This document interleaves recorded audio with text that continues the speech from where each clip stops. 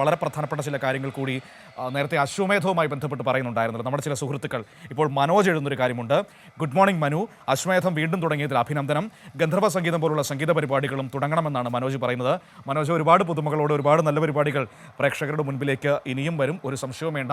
അശ്വമേധം നമ്മൾ മലയാളക്കര ഒന്നടങ്കം ഏറ്റെടുത്ത അതിഗംഭീരമായൊരു പരിപാടിയായിരുന്നല്ലോ, വിജ്ഞാനം വിളമ്പുന്ന ഒരു വലിയ പരിപാടി. അപ്പോൾ അത് പുതുമയോടെ പുതിയ കാലത്തിനനുസരിച്ച് പ്രേക്ഷകരുടെ മുൻപിലേക്ക് വന്നിരിക്കുകയാണ്. അതിലൊരു ചെറിയ പ്രശ്നം, അതായത് ചില സുഹൃത്തുക്കളൊക്കെ ഇന്നലെ പറയുന്നുണ്ടായിരുന്നു കൈരളിയിലാണോ കൈരളി ന്യൂസിലാണോ എന്നുള്ള സംശയമുണ്ടായിരുന്നു. കൈരളി ടി വിയിലാണ് അശ്വമേധം സംപ്രേഷണം ചെയ്യുന്നത്.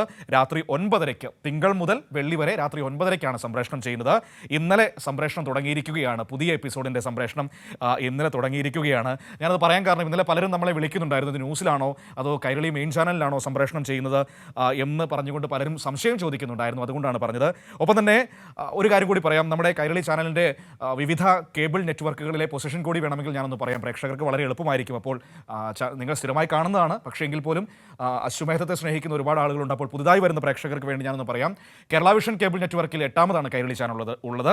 ACV നെറ്റ്വർക്കിൽ 105ആണ്. മലയാളം ചാനലുകൾ 100ന് ശേഷമാണ് തുടങ്ങുന്നതെന്ന് തോന്നുന്നു. അവിടെ 105ആണ് കൈരളിയുടെ സ്ഥാനം. ഒപ്പം തന്നെ ഡെൻ നെറ്റ്വർക്കിൽ 604ആണ് കൈരളിയുടെ സ്ഥാനം. ഒപ്പം തന്നെ സിറ്റി കേബിൾ വിഷനിൽ 121. ഡിഷ് ടി വിയിൽ 1911ആണ്. ഡിഷ് ടി വിയിൽ 1911ആണ് ചാനൽ നമ്പർ. ടാറ്റ സ്കൈയിൽ 1820. ഒപ്പം തന്നെ D2H direct home D2H 3123. Sun ഡയറക്റ്റിൽ അത് 214ആണ്. എയർടെൽ ഡിജിറ്റലിൽ 834ആണ് നമ്മുടെ ചാനലിൻ്റെ നമ്പർ. അപ്പോൾ ഓർത്തിരിക്കുക, അശ്വമേധം കാണുക, മറ്റു പരിപാടികൾ കണ്ട് നമുക്ക് വലിയ പിന്തുണകൾ നൽകുക.